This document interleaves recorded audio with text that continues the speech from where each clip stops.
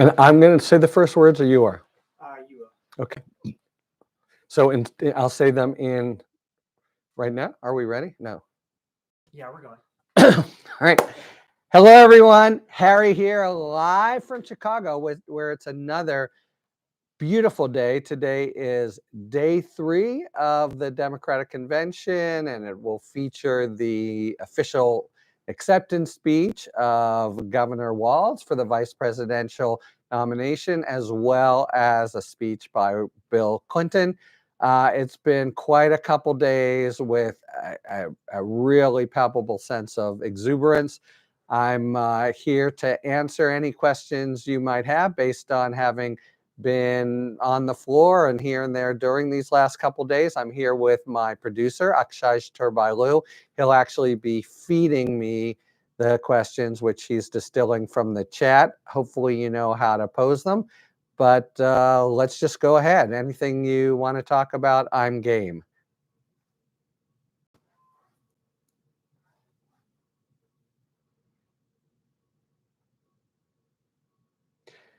So are you just showing it to me or no? So you're not repeating, you're showing that I'm on Jody's question? No, it's not. I'll just be saying it to you. Okay, fine. Killick is asking, can we ask questions not related to the convention? Sure, but we'll do more of these. We had one last week that I'm sorry was marred by technical problems. We want to kind of introduce people to the value, we hope, of Patreon, where we do this every month. So we'll do more, and we can take them. But I'm here in Chicago, so I thought I would try to focus on that. But have at it. Carol's wondering, how much does it cost to go to a convention? I think nothing. Delegates don't pay. They're sent by their delegation. Reporters like me don't pay. There is this, you guys have probably been at sporting events, there's the same sort of cordon on the 3rd floor of these fancy boxes that are at least commandeered by really rich industry groups or trade associations and the like. And now that I think about it, it probably must be the case. First, it must be the case that the DNC pays something to the United Center. It's a private arena where the Bulls play. And I think these rich folks probably pay quite a pretty penny for their boxes. But delegates don't have to shell out anything, nor media. Jay from social media is wondering if you've had any Chicago-style pizza yet. So not this trip, but not only have I had it, I've actually had a long, one thing about being here, you just run into different people, including I ran into a couple who run a whole pizza world tour, but especially in the city, and got a real lecture on why Chicago deep dish pizza isn't really the seminal Chicago pizza. When I was here not long ago, I'm an East Coast New York pizza lover. John's from Bleecker Street, that's my style, and I always turn my nose up at the deep dish pizza. But I gotta say, went to a restaurant recently, not this trip, which is classically known for being the deep dish pizza mecca. You have to wait for it for 45 minutes. They brought it out, and I'll say it was delicious, but it wasn't pizza, not in my view. But anyway, there's a whole way more than I knew kind of cultural war and different kinds of asserted favorites among Chicago pizza, thin, thick, and the like. The one thing is, we're staying downtown in the fancy hotels, and I'm told reliably that any place within 6 blocks is terrible.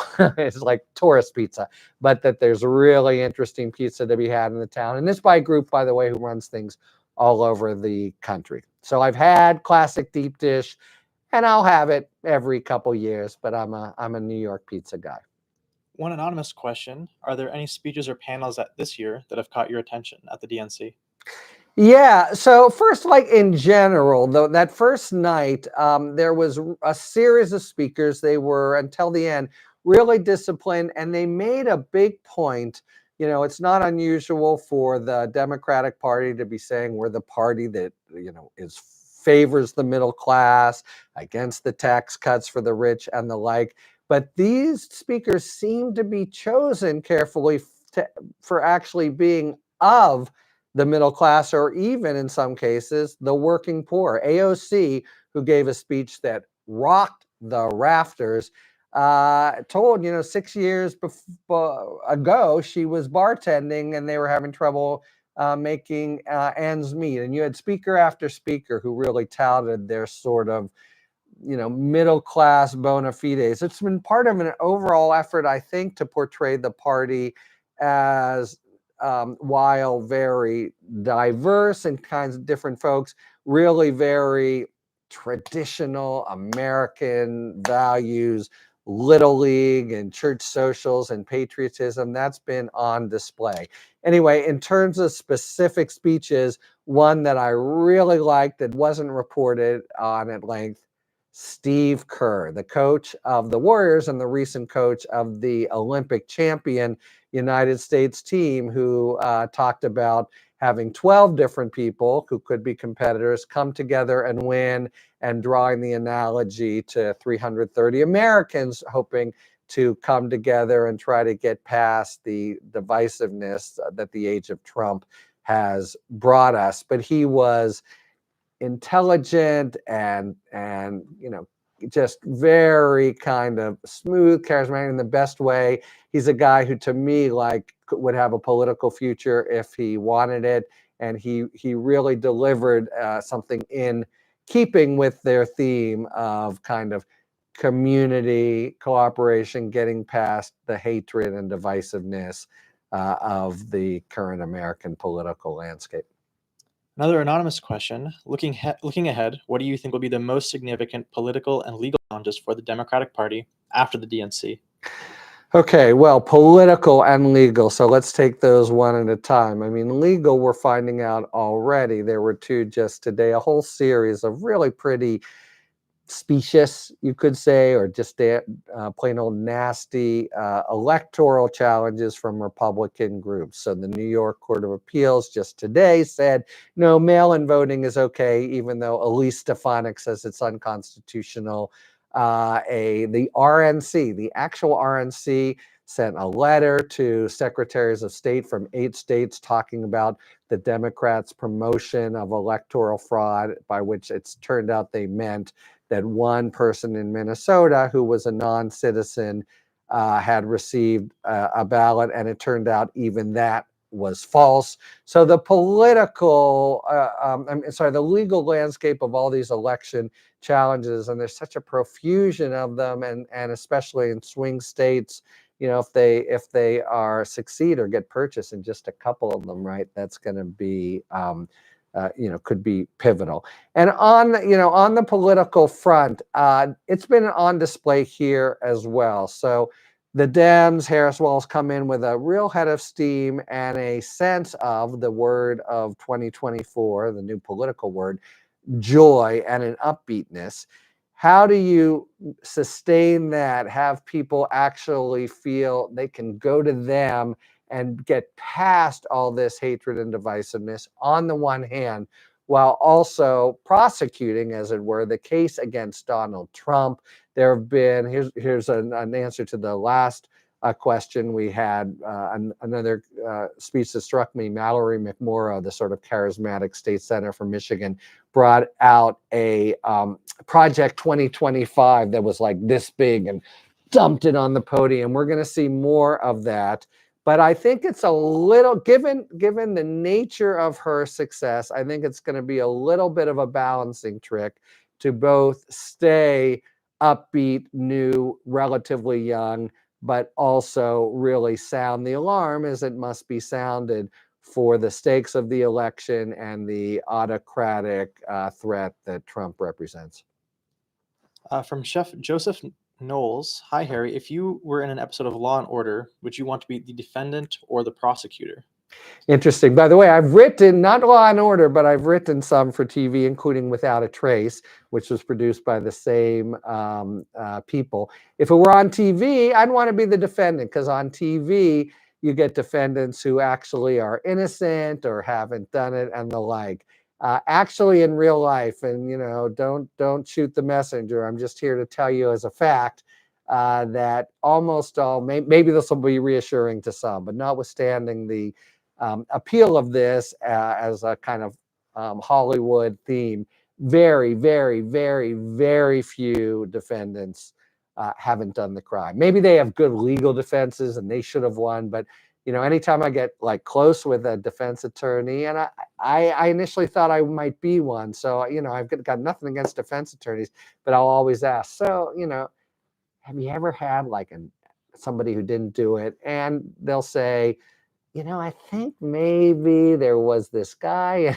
So it really, prosecutors have a wide range of people they can choose, and in real life, so many defendants are A, guilty, and B, just not not nasty and pernicious, but just like screw ups. So I don't, if it were a realistic cinema verite, I'd probably want to be the prosecutor, as I chose to be in life. I started out thinking I would be a defender, and prosecutors have so much more ability to shape things, do the right thing, and it was a role that I found really served me well, including, by the way, they bring the case forward, they shape the case, and defendants have to sort of react and find little openings and pot shots. So in Hollywood terms, on the lot, I'll be a defendant, but in real life, I'll be a prosecutor. Christopher Baird is wondering, how is the energy at the DNC? So that's the word you hear again and again and again and again. I've been to one other convention and sort of up in the rafters. Yesterday, if you have a floor pass, you can just go on the floor, and it's like Rolling Stones. Well, maybe that's too old. It's like what do you want to say? U2 or even Taylor Swift concert. It is really, really palpably exciting. People are just beside themselves with excitement and hope and good feeling. I think there it was what 3-4 short weeks ago that Biden was the candidate. So the sort of catapulting of Harris into the new position translates to a really strong sense of energy on the floor, almost a kind of giddiness. And of course, as then, last night, Michelle Obama and Doug Emhoff, Harris's husband, and then Barack Obama come out. You successively have, it's like a Woodstock thing where rock star after rock star comes out and rocks the rafters. And I've talked to people who've been at many different conventions. I did an interview. It was really fun. Someone from Pittsburgh, my hometown, the oldest delegate here, 95 years old, and also the two youngest, Minnesota, well-scrubbed kids who are 17, but will be 18 by the time of the election. And people who've been to different conventions say this one really stands out for exactly your point, sort of energy and excitement. How do you think the recent controversies surrounding the Supreme Court have affected this year's convention? Palpably. So, it's part of what Harris is talking about, and I think we'll talk about tomorrow. Jamie Raskin, who has really made it his signature issue, he spoke on Monday.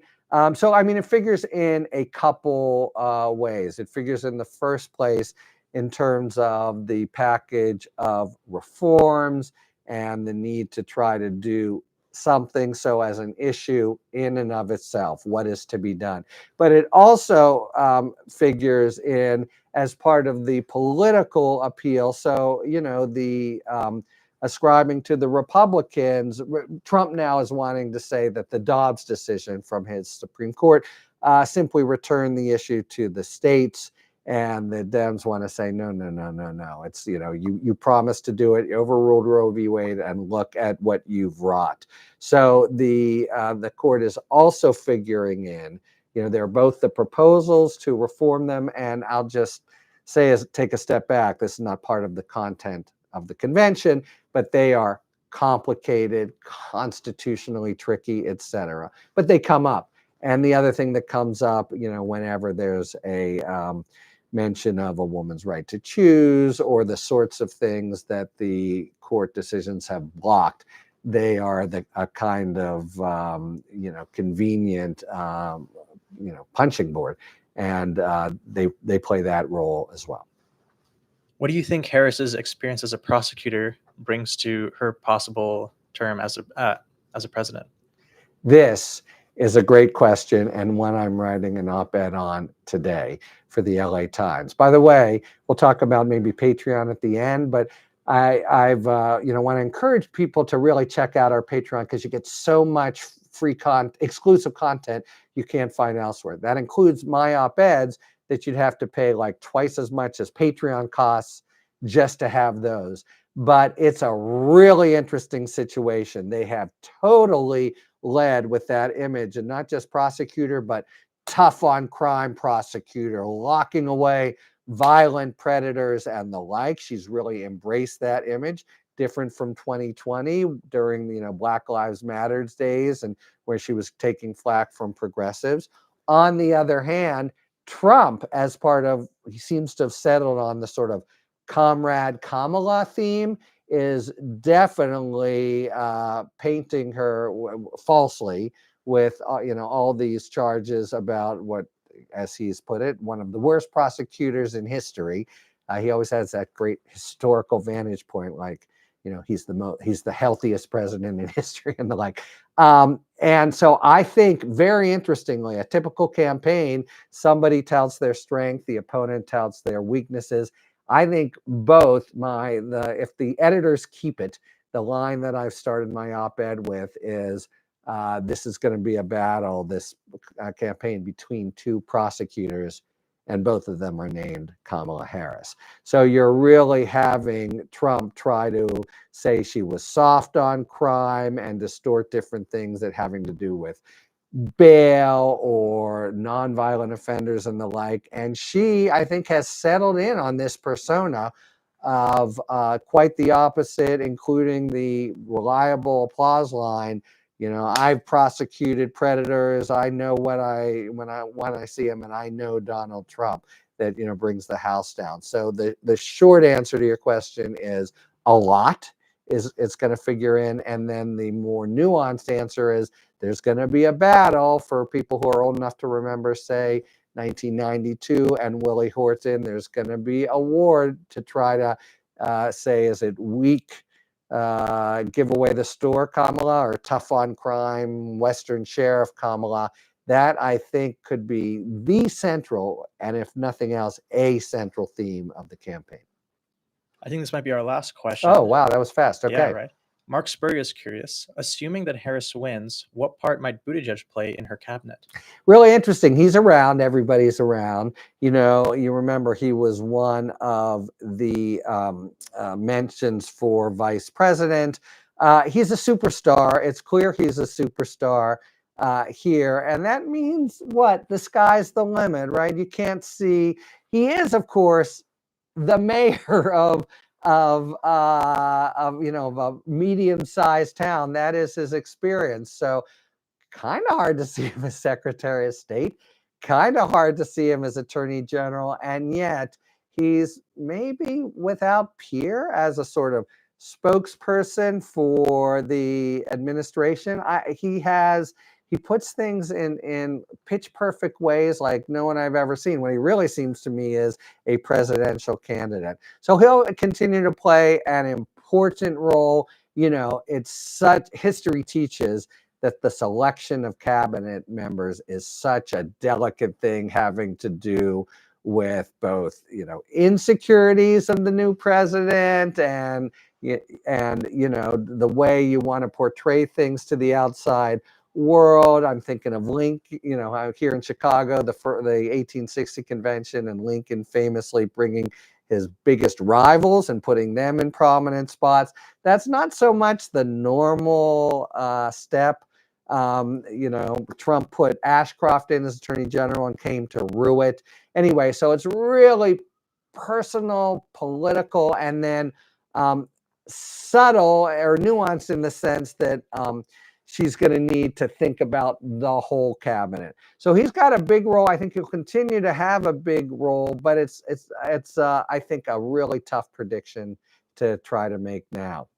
Hey, so I guess we're out of time. This is really fun. Maybe we'll have time to do it again. I do want to just repeat. So check out our Patreon sometime. You get my op-eds for free. You get monthly Q&As for free. You get special content for free. You get episodes with no commercials. You get perks. You get a lot of stuff. To my mind, we're about almost the last independent kind of podcast standing, certainly among the leaders. So you also support us. And if you've seen the regular episodes, we really do not lard our episodes with commercials. We make way less money than most of the big guys. So it's a way to support us as well. But I think it's a really good deal for less than most Patreons, giving you more than most Patreons.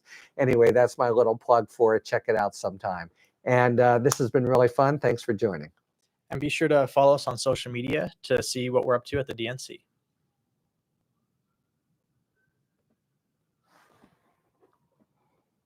Okay.